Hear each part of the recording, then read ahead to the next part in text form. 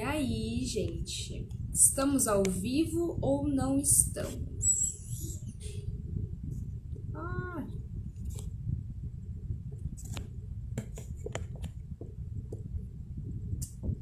Alguém está me vendo?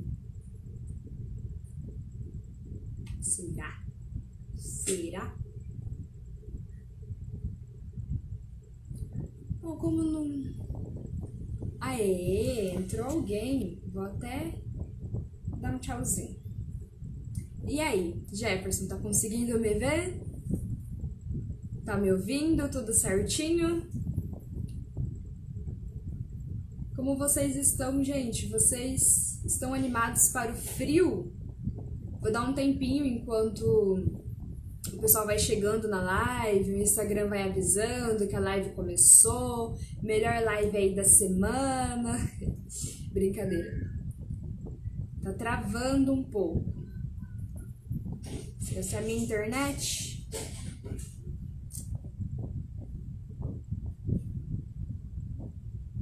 E agora? Meu assistente vai verificar aqui.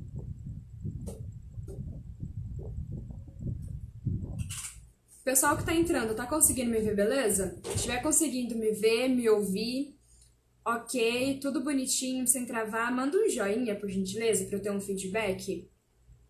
Porque às vezes pode ser minha internet, às vezes pode ser a internet de vocês.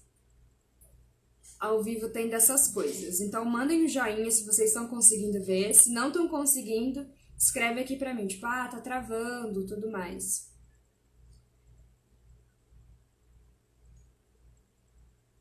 Estão conseguindo me ver, conseguindo me ouvir? Aí, pro Jefferson já normalizou, já ficou tudo normal lá. Então, enquanto o pessoal tá entrando, vamos conversar um pouquinho, gente. Só pra dar um tempo do pessoal entrar mesmo, Instagram avisar, porque se a gente começar logo com conteúdo, fica tudo meio perdido, fica tudo meio atropelado. Então, vamos começar a conversar um pouquinho. O que vocês estão achando das aulas? Vocês estão acompanhando no Clésio? Deixei fixado aqui. Hoje nós temos a terceira parte de atomística e acredito que a última parte de atomística. Tá fixado também o código da nossa sala de química no Clésio. Se você ainda não fez parte da nossa sala, copie o código que está aqui no comentário, ou se você quiser esperar a live acabar, o código também está disponível na nossa publicação no Instagram. Então, como que você vai fazer? Digita lá no Google, abre o Google, digita sala de aula, Google Sala de Aula, aí você vai apertar no maisinho, que fica na parte de cima, aperta no maisinho, que é para participar de turmas, e cola lá o código, digita o código, e você já vai ser inserido diretamente na sala de química. Lá temos conteúdos de química orgânica, química geral e físico-química. Então, toda semana, nós professores, nós disponibilizamos conteúdos para vocês, disponibilizamos PDFs, disponibilizamos também as lives que nós salvamos para quem não consegue assistir, para quem está ocupado no horário, ou não conseguiu assistir por causa da internet, que não estava boa na hora. A gente salva a live e posta lá no Google Classroom. Da mesma forma, a gente também posta no nosso canal no YouTube. Então, entra no nosso canal, o link está na nossa biografia do Instagram, mas também é só digitar lá no YouTube Edu Cursinho, que vocês já vão dar de cara lá com o nosso canal lindão. Lá tem vídeo aula dos professores, tem as lives salvas, tem todo o informativo para vocês também. Então, não fiquem em desvantagem.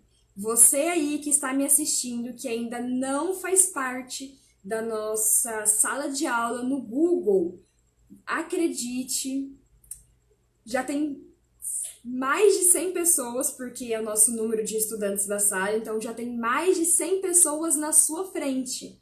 Mais de 100 pessoas já correram atrás, já acessaram o Google Sala de Aula, já estão estudando material, já estão interagindo com o material, já estão resolvendo exercícios, respondendo as questões. Então, se você ainda não faz parte, você está em desvantagem. Então, vamos correr atrás, coleguinha. Gente, vocês estão animados com frio? Fiquei sabendo que amanhã e depois de amanhã vai fazer frio. Então, espero muito fazer a próxima live de moletom, muito maravilhosa, porque tá muito quente aqui. Mas, enfim, hoje vai ser uma aula um pouco mais descontraída. Por quê? Porque hoje é uma aula bem leve, é uma aula que nós vamos discutir sobre a distribuição eletrônica. Então, a distribuição eletrônica é muito linda, muito maravilhosa, muito good vibes. Só que não. Geralmente os alunos gostam da distribuição eletrônica porque a distribuição eletrônica só tem um macete. E na maioria das vezes, não todas, mas na maioria das vezes, é só seguir o macete. Então, a maioria dos alunos gostam. Para a maioria dos alunos, a maioria dos alunos é uma das aulas mais divertidas e mais gostosas de se aprender em química geral. Porque você aprende macete da distribuição eletrônica, você aprende como o X deve fazer, e aí pode soltar qualquer elemento químico na sua mão, você já vai saber fazer a distribuição eletrônica. Bom, uma aula que eu particularmente gosto também é uma aula, tipo assim, para os alunos relaxarem um pouquinho mais. Não pode relaxar demais, senão vai achar que a próxima vai ser fácil também. Mas é uma aula para os alunos relaxarem um pouquinho mais, depois de 2 aulas bem pesadas de conteúdo. Então, a gente até agora viu bastante teoria relacionado aos modelos atômicos, bastante teorias de extrema importância.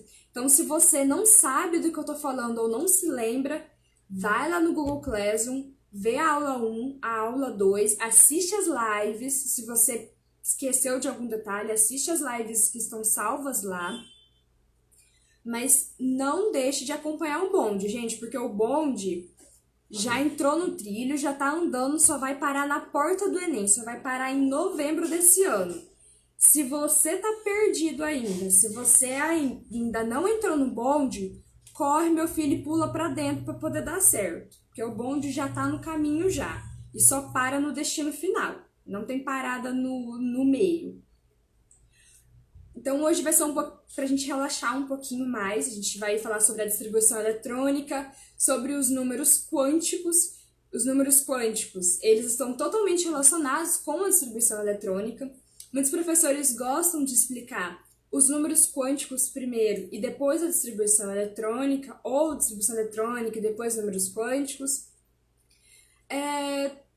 Anyway, todas as formas, não tem uma forma correta, não é tipo assim uma sequência certinha, mas alguns acham melhor para entender, justamente porque são coisas que a gente não consegue enxergar, não são coisas visíveis, a gente está falando de subníveis que impossíveis de enxergar a olho nu.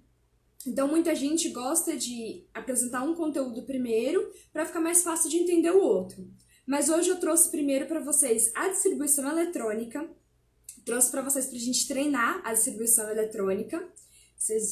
Os que viram poucas vezes ou os que não viram ainda vão olhar e falar assim, meu Deus, o que eu faço com esse monte de letra e número misturado? Mas não é difícil, gente. Quando você pega o jeito, eu te prometo que fica mais fácil e fica até viciante. Quando você aprende a fazer certinho, eu garanto pra vocês que é bem viciante. Mas então, antes da gente começar a falar da distribuição eletrônica, o que é distribuição eletrônica? Bom, a palavra distribuição já lembra mais ou menos, tá distribuindo alguma coisa, tá organizando alguma coisa em certos locais, tá distribuindo ali, fazendo a coisa ficar organizada. E eletrônica, bom, a única coisa que me lembra é elétron, não me lembra outra coisa. Mas então, que seria distribuição eletrônica? Seria mais ou menos a organização dos elétrons, seria tentar organizar os elétrons. Então vamos lembrar, a aula passada, o que os nossos cientistas falaram, que eu trouxe para vocês? Schrödinger falou que os orbitais, através de todas aquelas equações que ele fez, ele falou que os orbitais eram a região atômica com maior probabilidade de se encontrar o elétron. Então, a gente precisa fazer alguma coisa para encontrar aonde que esse elétron está. Se Schrödinger fala, tem um orbital. Lá no orbital, o que ele é? Ele é uma região que apresenta a maior probabilidade de encontrar o elétron. Bom, a partir disso, o que a gente precisa fazer? A gente precisa modelar alguma coisa, modelar alguma forma de encontrar onde esses elétrons estariam, qual que é a organização desses elétrons nesse orbital, como que mais ou menos o elétron vai estar ali, qual que é a região mais provável dele estar. É mais ou menos isso a função da distribuição eletrônica. É você encontrar a região mais provável dos elétrons daquele elemento químico estar. Então, é a região mais provável da localização dos elétrons de um determinado elemento químico. Mais ou menos isso. Por que na aula passada eu falei para vocês, olha, é muito importante vocês lembrarem de onde surgiu SPDF, como que as camadas elas são organizadas, lembra? As camadas K, L, M, N, O, P, Q? Bom, como que elas se organizam? Como que os subníveis SPDF são organizados dentro dessas camadas? Como que os orbitais são organizados dentro desses subníveis? Exatamente. Falei para vocês que era de extrema importância vocês entenderem, vocês tirarem suas dúvidas, vocês compreenderem exatamente como isso funcionava, porque nós vamos utilizar para o resto da vida agora em Química Geral. Se você não entendeu, você vai ter que voltar na aula passada, porque na distribuição eletrônica nós vamos utilizar as camadas, os subníveis, os orbitais e tudo que a gente tem direito. Então vamos lá, vamos relembrar alguns pontos que fazem parte da distribuição eletrônica. Bom, primeiro a gente já lembrou, Schrödinger falou que o orbital é a região atômica com maior probabilidade de encontrar elétron. Então, quando eu faço a distribuição eletrônica, eu estou encontrando, na verdade, qual que é essa região de maior probabilidade, qual que é a região que possivelmente pode ser que o elétron esteja. Então, outro ponto importante é lembrar que quando vocês verem um diagrama que eu vou mostrar para vocês, que é o diagrama que nós utilizamos para fazer a distribuição eletrônica, precisam estar bem fixo quais são os conceitos de SPDF, o que são os subníveis SPDF. Qual é o número máximo de elétrons que cabe em cada subnível. Porque assim, nós temos um esquema, mas existem regras para tudo nessa vida. Então, você tem um esquema de camadas. Nessas camadas, você tem os subníveis, os orbitais, e você tem uma regra de preenchimento. Você tem uma regra de número máximo que cabe em cada um deles. Então, é mais ou menos esses pontos que a gente precisa lembrar. Primeiro, uma das principais finalidades é para encontrar a maior região de probabilidade em que o elétron esteja. Segundo, a distribuição eletrônica ela é formada pelos subníveis SPDF e seus respectivos orbitais. E terceiro, esses subníveis, esses orbitais, eles têm números máximos de elétrons que podem ser utilizados. Então, isso a gente já discutiu na aula passada, tô só relembrando, porque, gente, são coisas de extrema importância que não pode fazer assim, ó, fugir da mente, não. Tem que ser igual letra de música mesmo, tem que ser igual letra de sertanejo, sabe aquele que toca lá na rádio, lá na esquina, você tá lembrando o resto da vida a letra? Tem que ser isso.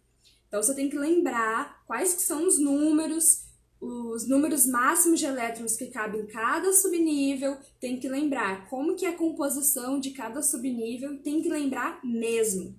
Porque na maioria das vezes, vocês não vão ver o diagrama bonitinho lá de Linus Pauling, cheio de setinhas nas diagonais. Vocês vão ver a distribuição eletrônica de forma extensiva. Então, a distribuição eletrônica em uma linha só. Então, sabe em química orgânica? Me veio uma comparação agora. Sabe em química orgânica que você tem que subentender onde estão os carbonos e onde estão os hidrogênios? Então, na distribuição eletrônica é mais ou menos assim. Você aprende bonitinho primeiro, como completa cada diagonal, e depois você só vê de maneira extensiva. Você não vê mais todo o diagrama bonitinho. Então, você precisa lembrar qual que é a sequência, qual que é a lógica de toda a coisa. Mas sem mais delongas, vamos para o que importa. O que Linus Pauling fez? Linus Pauling pegou todas essas informações, tudo que os cientistas falavam, todas as teorias, os princípios. Linus Pauling falou, gente, vamos organizar. A gente precisa encontrar qual que é a região de maior probabilidade de encontrar o elétron. A gente precisa definir isso, definir essa região. Então, vamos pegar tudo que todo mundo falou, vamos organizar de uma maneira que eu vou criar um diagrama e nesse diagrama a gente vai distribuindo os elétrons e ele fez todo um raciocínio lá de nível de energia, de qual é o nível mais energético e tudo mais. Então a gente vai distribuir, vamos organizar tudo isso daqui para ficar mais fácil para os alunos estudarem. Vamos pensar que foi para facilitar a nossa vida. Mas então, Linus Pauling organizou tudo isso. Eu já mostrei para vocês na aula passada uma imagem, que também está no PDF da aula passada, de como que é a disposição das camadas K, L, M, N, O, P, Q, e como que estão os subníveis dentro de cada camada. Então, depois você volta lá para você ver como que é a disposição certinho. Bom, temos as camadas, então, K, L, M, N, O, P, Q. Dentro de cada camada, nós temos subníveis. E aí, nasce... Eu tô até me organizando para colocar aqui. Nasce o queridinho diagrama de Linus Pauling. Diagrama de Linus Pauling, o famoso, o maravilhoso diagrama que todo mundo que passou pelo primeiro ano do ensino médio, mesmo que não tenha aprendido, viu pelo menos como que esse diagrama funciona. Então, nós estamos aqui, Essa organização, vocês podem ver melhor lá na aula passada, mas é mais ou menos assim, Como que é o raciocínio? Cada linha horizontal, ou seja, assim, uma reta assim. Deixa eu começar a rabiscar isso aqui, né? Vou começar a rabiscar aqui, rabiscar vai ser legal. Cada linha horizontal, ou seja, cada linha assim, é uma camada. Aqui é uma camada. Então, a primeira é K, a segunda é L, a terceira é M, K, L, M, N, e vai até o Q, né? Isso, K, L, M, N, O, P, Q. Então, aqui nós temos a última camada, meio torto, mas a gente ignora, né? Que é o quê? Essas são as camadas que nós já conhecemos, de 1 até 7. Então, de K até Q. O que Linus Pauling fez? Ele chegou à conclusão de que os níveis de energia, eles não cresciam de forma para o diagrama deles, tá, gente? Linus Pauling, agora a gente vai tratar especificamente do Linus Pauling. Linus Pauling chegou que o nível crescente de energia não era dessa forma que a gente conhecia, assim, horizontal, da K, L, M, N, O, P, Q, mas sim na diagonal. Então, a gente sai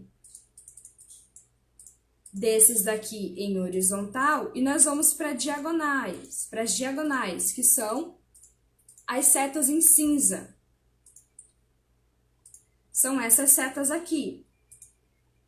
Então, Linus Pauling falou, ele criou o diagrama, tudo mais, ele falou, a ordem crescente dos níveis de energia, dos subníveis de energia, são em diagonais. Então, primeiro a gente vai ter o S, aí vem aqui na diagonal vai ter o 2S, aí vem aqui na diagonal, vai ter 2P, 3S, aí vem aqui na diagonal, vai ter 3P, 4S, assim até chegar no 7P. Então, isso é um fator muito importante, porque muitas pessoas confundem. Quando vão completar o diagrama de Linus-Pauling, eita, apaga. Elas tentam completar de maneira horizontal, mas não é horizontal, gente. É de maneira diagonal. O sentido da setinha é exatamente o sentido que você tem que seguir. Então, primeiro, 1S, depois o 2S, depois 2P, 3S, depois 3P, 4S, depois 3D, 4P, e assim sucessivamente, até chegar aqui no último elemento. Então, sempre começa pelo que está mais à direita. Isso, pelo que está mais à direita. Mas então, como que preenche o diagrama de Linus-Pauling? Porque vocês lembram que tem números máximos de subníveis que cabem, tem números máximos de elétrons que cabem em cada subnível. Vou virar um pouquinho aqui para mim. Nós sabemos que tem um número máximo que cabe em cada subnível. O que Linus-Pauling fez? Além dele fazer o diagrama, além dele chegar nessa forma diagonal de nível crescente de energia, Linus-Pauling também já completou o diagrama dele com o número máximo de elétrons em cada subnível. Então, fica mais ou menos assim. Vamos completando. Isso daqui vocês precisam se recordar da aula passada. No subnível S, cabem no máximo 2 elétrons. Então, o que eu posso ter aqui é, no máximo, 2 elétrons atribuídos a ele. Pode ser que esteja um pouquinho ruim para enxergar, gente, mas não se preocupe que no próximo slide eu tenho bonitinho e lá no PDF também tá maravilhoso. Então, eu sei que para todos os subníveis S, independente se ele vai estar aqui no 2, no 3, no 4, no 5, no 7, independente, todos os subníveis S cabem no máximo 2 elétrons. Então, já posso colocar 2 para todos que tem o S aqui. 2, 2. Meu 2 tá bem feinho, mas que vale a intenção. Além disso, também foram agregados os valores para os demais subníveis. Então, no S, nós sabemos que cabem no máximo 2 elétrons, e no P, nós sabemos que cabem no máximo 6 elétrons. Lembra que muda de 4 em 4? Então, todos os subníveis P irão caber no máximo 6 elétrons. 6. 6 meio mirabolante. Já no subnível 10, nós já sabemos que cabem...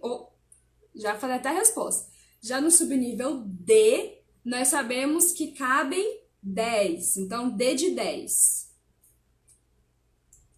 Vamos colocar o nosso 10 aqui, o nosso 10 aqui, o nosso 10 aqui, para todos os subníveis D.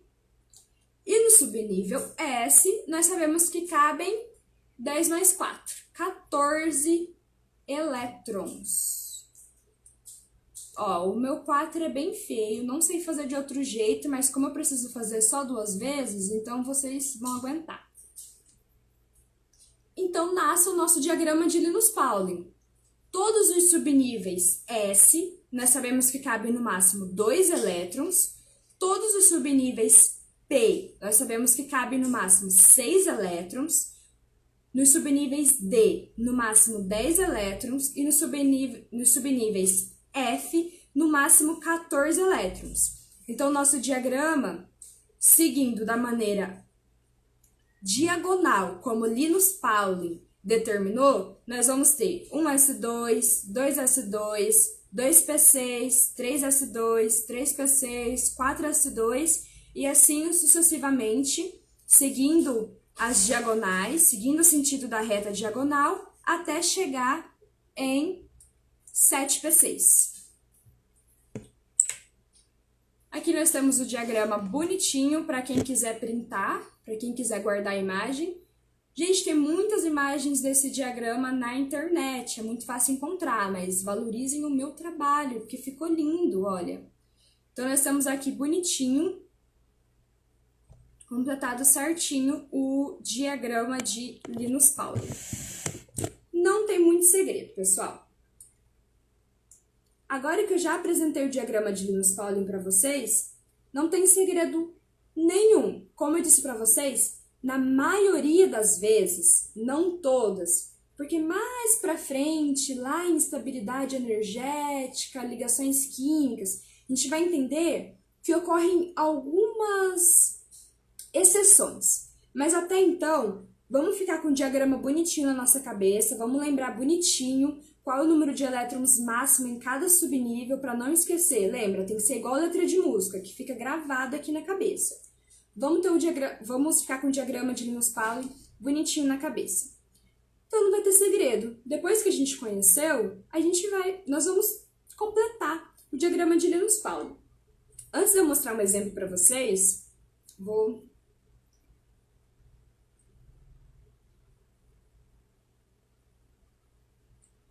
comentar um fator. Muitas pessoas perguntam. A principal pergunta que a gente recebe é: isso cai no Enem? Ou, de que jeito isso cai no Enem? De que maneira isso vai cair no Enem? São perguntas bem pertinentes. Pessoal, o diagrama de Linus Pauling, a distribuição eletrônica em si, até os anos mais recentes, os anos, porque não pesquisei lá em 1998, lá em 2000, eu pesquisei de alguns anos mais recentes, então de 6 anos para cá.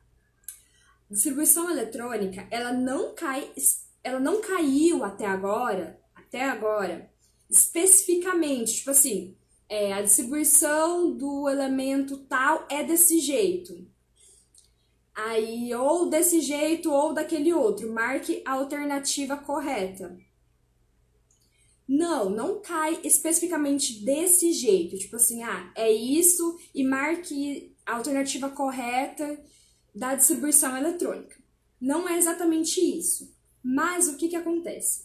Saber distribuição eletrônica e números quânticos também, que a gente vai aprender daqui a pouco, além de facilitar em você responder muitas questões, ele também é um dos conteúdos precursores para você poder entender outros conteúdos. Então, assim, um dos pilares para você conseguir compreender outras coisas. Então, tem que estudar sim, tem que saber sim.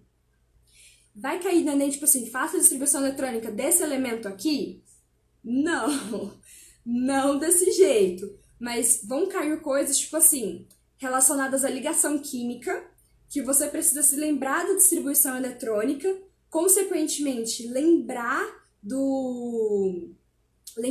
quais são os elétrons que ficam na camada de valência, como que fica a estabilidade energética, como que se o elétron ele doa, ele compartilha, ele recebe, o que acontece? Então são coisas que ajudam vocês a responderem às questões e também é um dos pilares para vocês entenderem outros assuntos. Então vocês podem se perguntar, no Enem vai pedir para eu distribuir? Até hoje, dos últimos anos para cá, não pediu. Pode ser que peça? Talvez, mas não pediu. O que pediu foi questões que se você tivesse a noção, se você soubesse fazer distribuição eletrônica, você conseguia fazer o mapa mental, conseguia relacionar, entender a lógica e responder a questão. Então, mais ou menos isso. Não se esqueçam que vocês precisam ser criativos. Então, o Enem, muitas vezes, ele exige que você relaciona todas as coisas que você sabe a coisas pontuais que o professor falou algum dia na aula, que você relacione para conseguir responder aquela questão. Então, a distribuição eletrônica e os números quânticos, eles fazem parte desse grupo de conteúdos que te ajudam, te auxiliam a entender outros conteúdos e a responderem questões ainda mais complexas. Então, agora nós vamos fazer alguns exemplos de distribuição eletrônica. Eu trouxe algumas distribuições eletrônicas simples. A distribuição eletrônica, no geral, ela é de maneira simples. Então eu trouxe 2 exemplos bem práticos para vocês, justamente porque é um macete. Então quando você aprende, você pega gosto pela coisa e aí já vai distribuindo ali, é muito rapidinho. A Suzane, ela fez um comentário bem pertinente. Ela pediu, faz uma live respondendo essas questões. Suzane, essas questões no sentido do que eu falei de como cai no Enem, ou você leu a minha mente, ou leu o PDF e sabe que eu coloquei questões de distribuição eletrônica no PDF? Fiquei meio em dúvida. Fala aqui, você quer uma live explicando para vocês como que cai o assunto no Enem, como os assuntos de maneira geral são abordados no Enem? É isso? Se sim, responde aqui nos comentários. Mas então, pessoal, voltando para nossa distribuição eletrônica.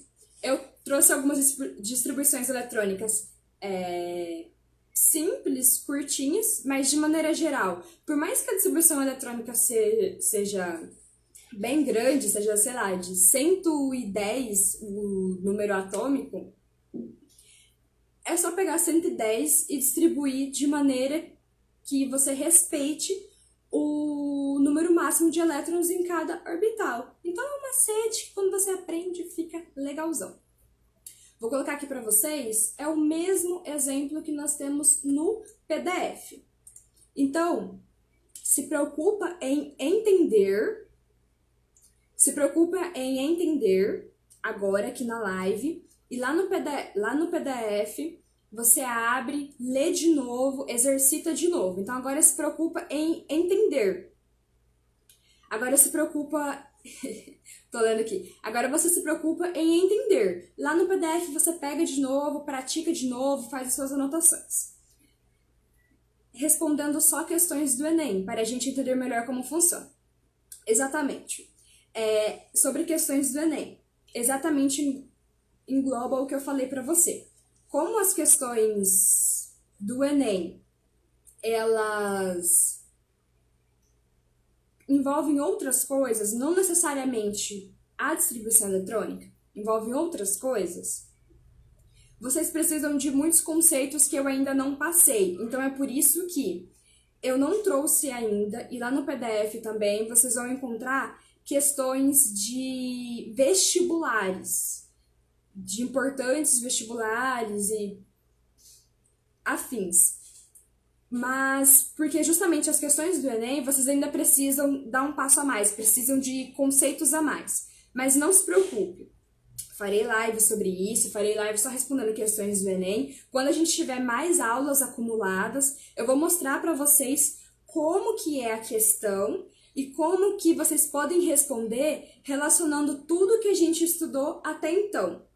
Mas para fazer isso, eu ainda preciso de algumas coisas. Eu ainda preciso que vocês firmem alguns conceitos e algumas matérias a mais, alguns conteúdos a mais. Mas não se preocupe, Suzane, isso vai acontecer, as questões do Enem, elas virão. Eu vou trazer para vocês, vou explicar para vocês como que funciona, como que é abordado. Só preciso esperar um pouquinho mais, porque eu preciso juntar um pouco de conteúdo, preciso englobar uma gama maior de conteúdos para quando eu mostrar para vocês, vocês conseguirem relacionar com muitas outras coisas que nós estudamos. Mas não se preocupe que a live vai acontecer sim, sobre questões do Enem. Mas agora, partindo para o nosso exemplo então.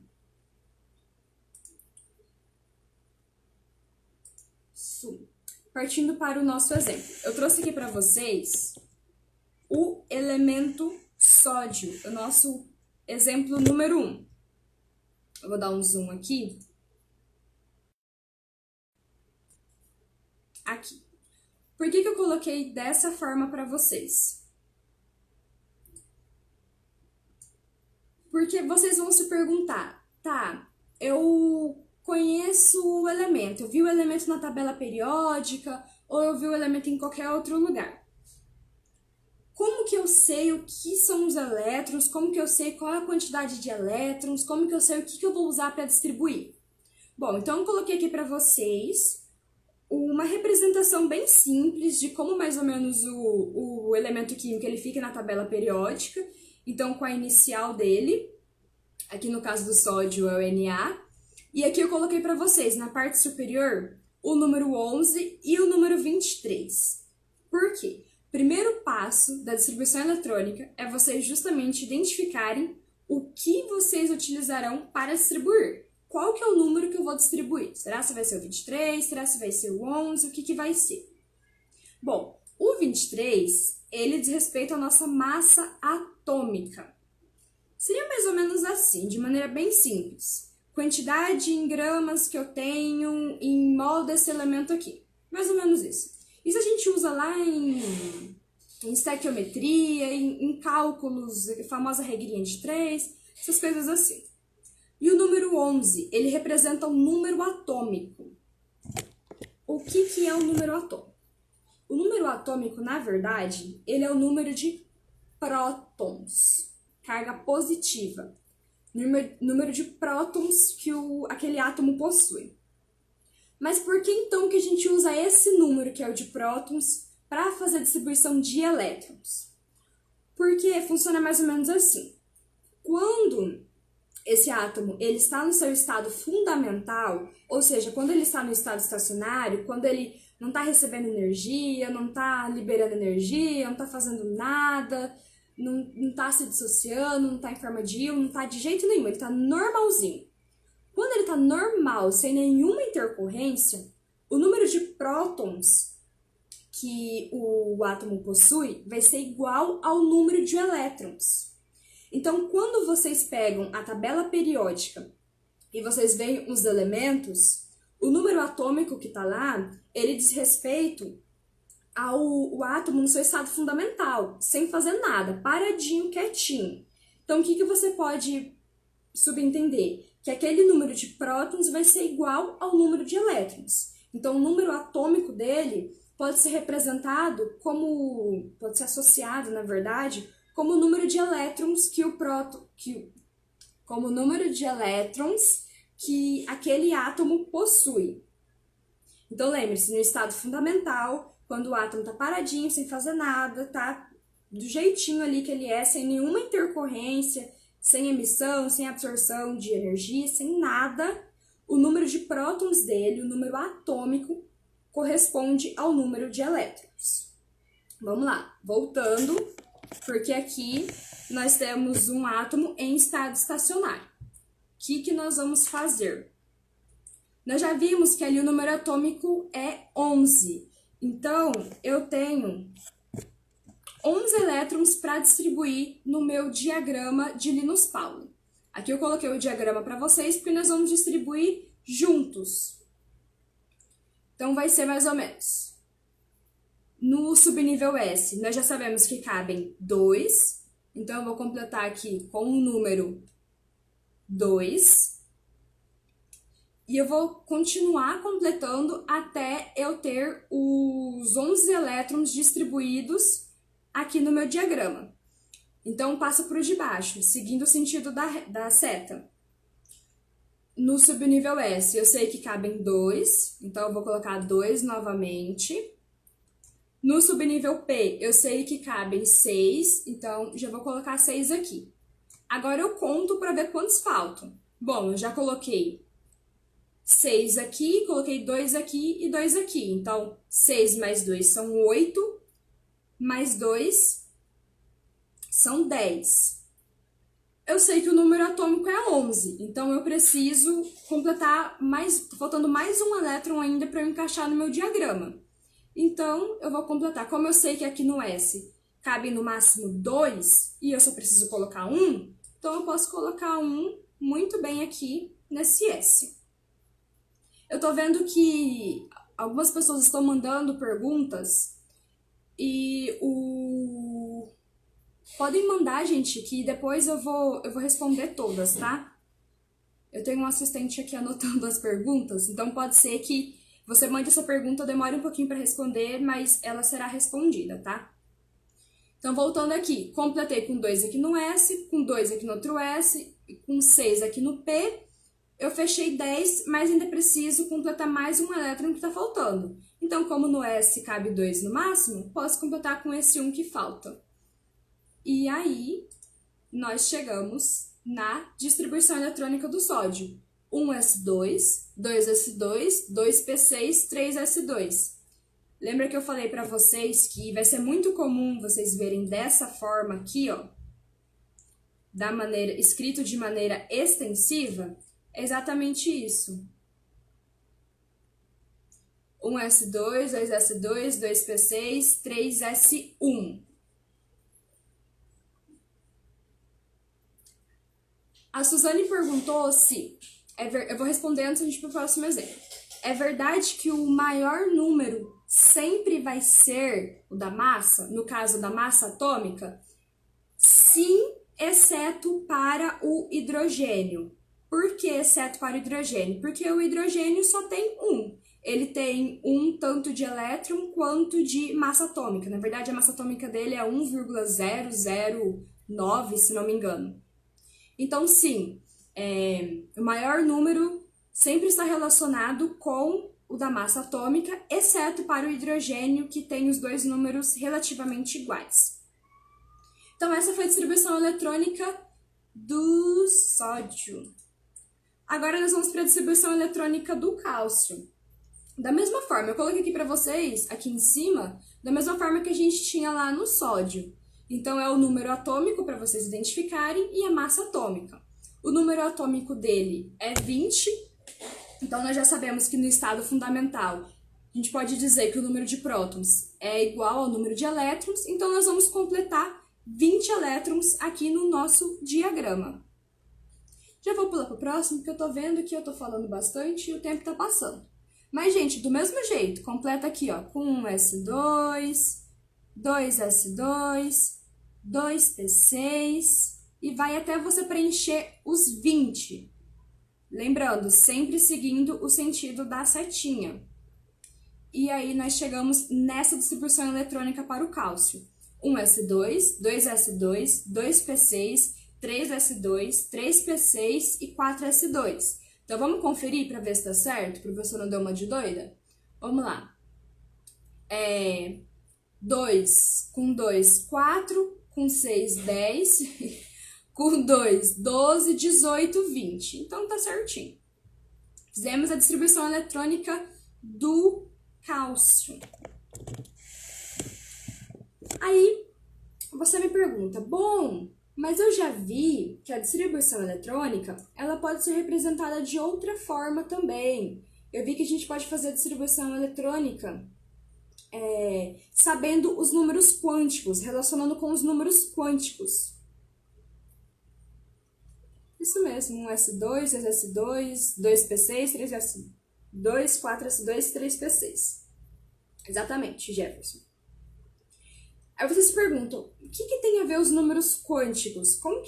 O que a distribuição eletrônica tem a ver com o número quântico? Bom, o número quântico, vocês já conhecem a todo momento que nós falamos de distribuição eletrônica. Nós meio que indiretamente já citamos os números quânticos. Então, de uma forma indireta, nós já conhecemos os números quânticos.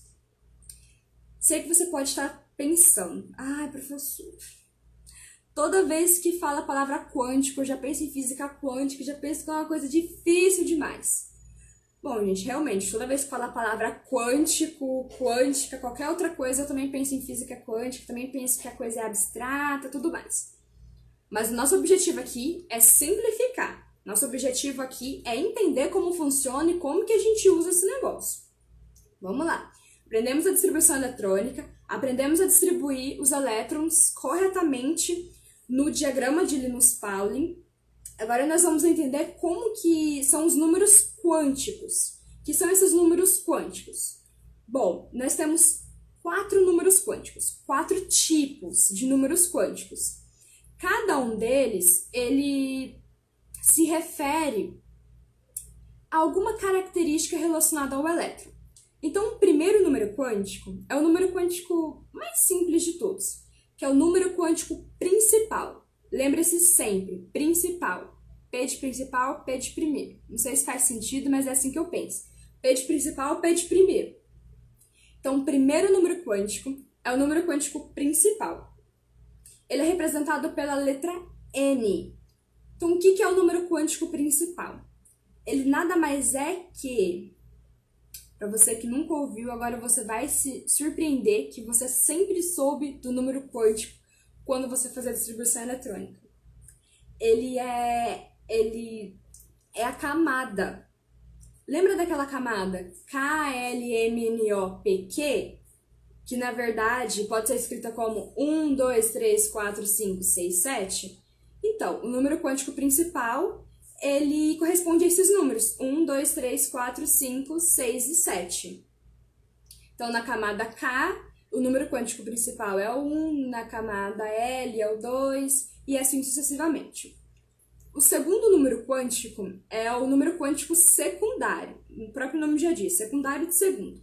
Ou ele também é conhecido como azimutal. Bem difícil ver esse nome, mas pode ser que você veja. Ele é representado por um L, meio que em letra cursiva, meio estranho, mas é mais ou menos aquilo ali. É um L, representado pelo L. O que é o número quântico principal? É nada mais, nada menos que o nosso SPDF. Então, vocês observam que, quando a gente vai fazer a distribuição eletrônica, a gente segue uma linha de raciocínio. A gente sabe qual que é a camada, depois o subnível, depois o orbital.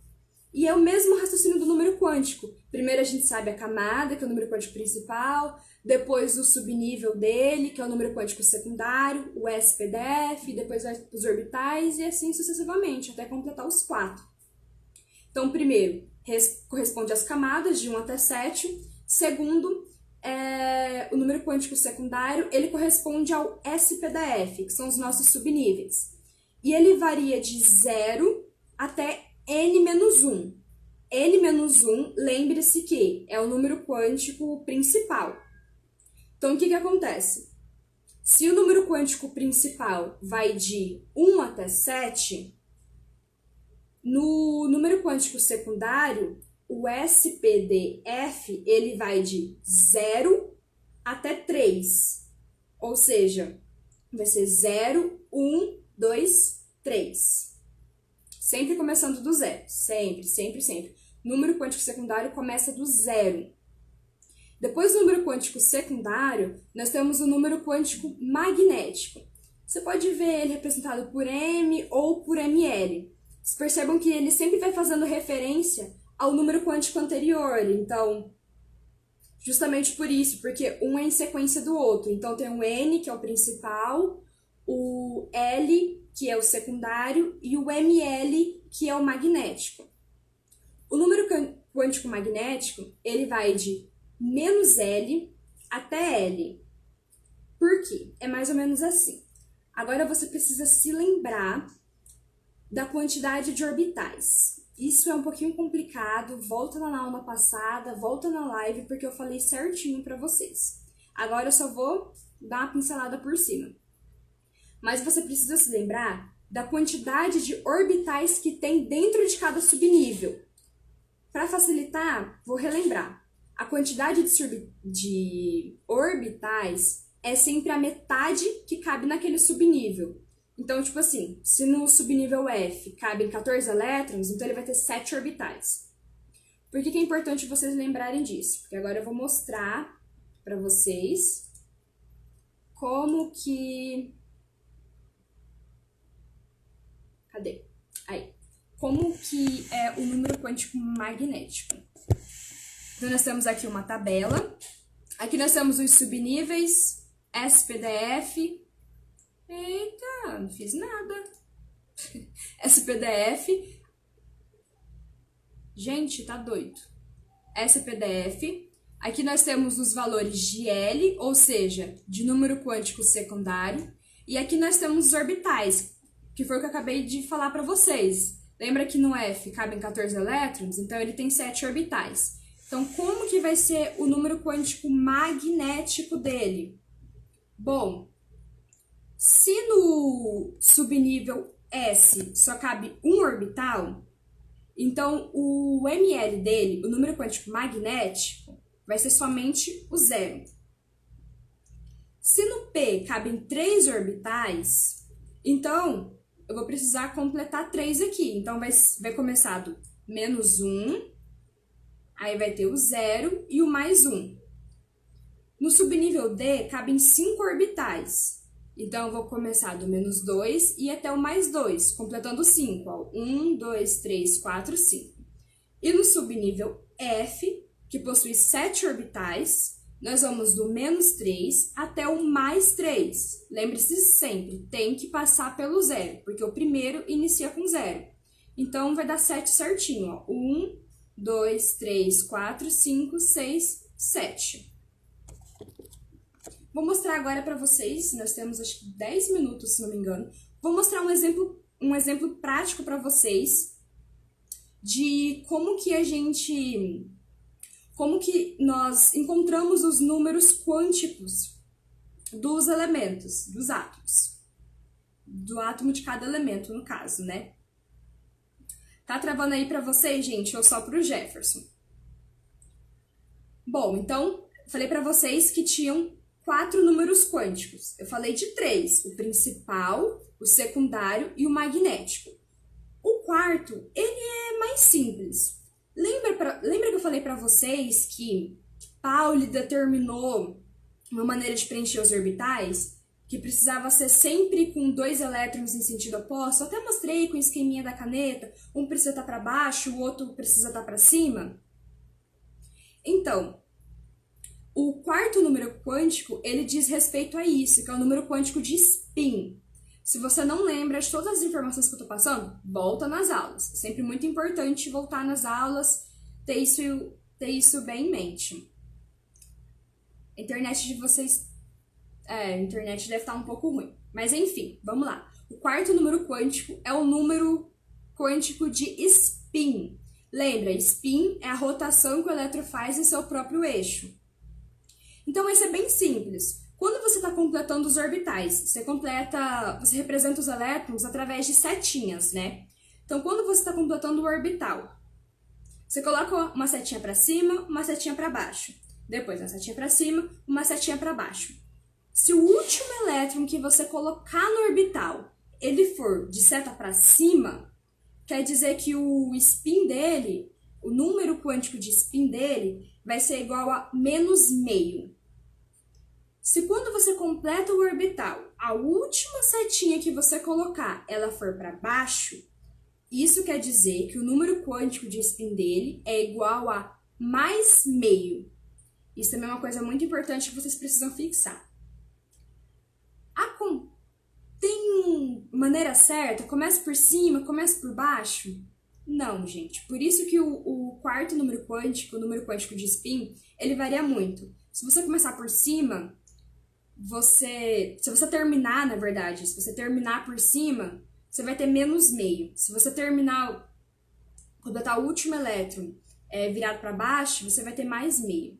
Então, depende muito de como você começa, como você termina de completar os seus orbitais. Agora, vamos fazer um exemplo rapidinho, acho que dá tempo. Se não dá tempo de responder as perguntas não dá tempo de vocês mandarem dúvida, manda lá no Classroom, porque essa aula tá toda lá no Classroom e eu respondo todos os comentários. Então, vamos fazer um exercício aqui rapidinho. Aqui é o que só para mostrar para vocês, seta para cima, menos meio, terminou com seta para baixo, mais meio. Então, vamos fazer aqui a distribuição eletrônica do ferro. Ferro, o número atômico dele é 26. Então, eu já vou completando aqui logo, para ser mais rápido. A gente já sabe como completa. Você precisa se lembrar de quanto cabe em cada subnível. Então, eu sei que no S cabe 2. Deixa eu ver... acho que é 6 aqui. Vamos ver.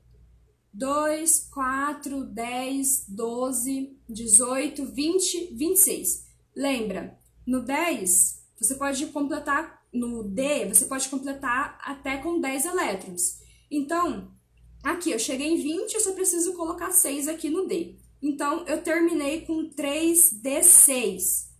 Então, para o Linus Pauling, esse daqui é o subnível mais energético que eu tenho. O 3D6 seria o subnível mais energético que eu tenho no meu átomo de ferro. Então, o que eu vou fazer? Agora eu vou pegar o 3D6 e vou distribuir aqui nos orbitais D. Eu sei que o subnível é D, então eu pego o orbital D.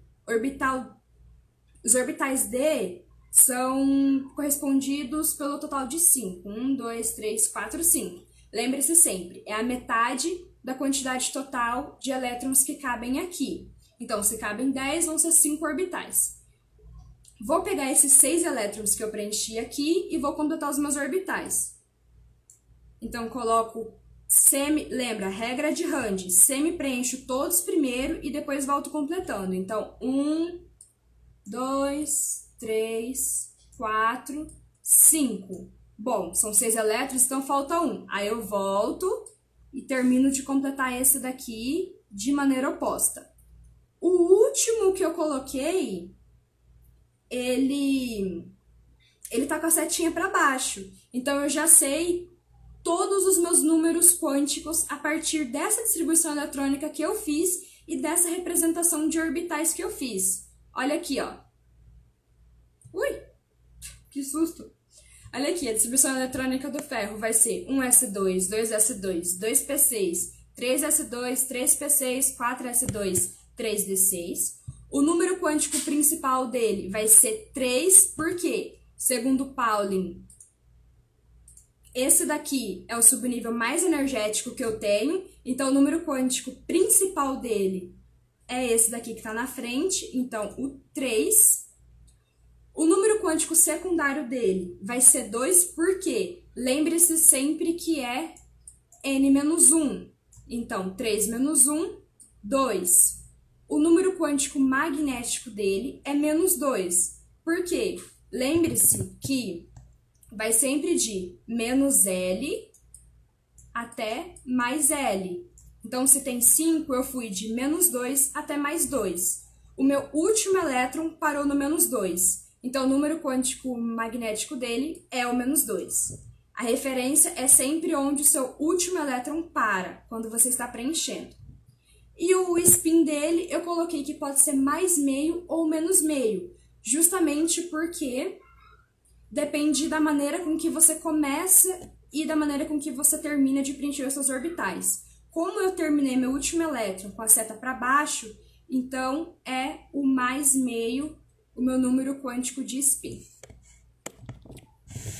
Bom, pessoal, essa aula tá toda disponível para vocês, tem tudo certinho, tem os exemplos, tem tudo bonitinho que eu fiz aqui na live, lá no Google Sala de Aula, no Google Classroom, e eu espero que eu tenha feito com que vocês entendessem um pouco mais a distribuição eletrônica e dos números quânticos, lembrando que eles serão de extrema importância para ajudar vocês a consolidar o pilar de alguns assuntos essenciais da química geral. Então, quando a gente for estudar ligação química, estabilidade de orbital, hibridização, todos esses assuntos, vocês vão precisar lembrar da letra da música que a gente aprendeu hoje. Sim, porque como eu falei, vocês precisam ter isso em mente. Então, treinem em casa. Eu deixei exercício de fixação para vocês. É muito importante que vocês façam exercício de fixação.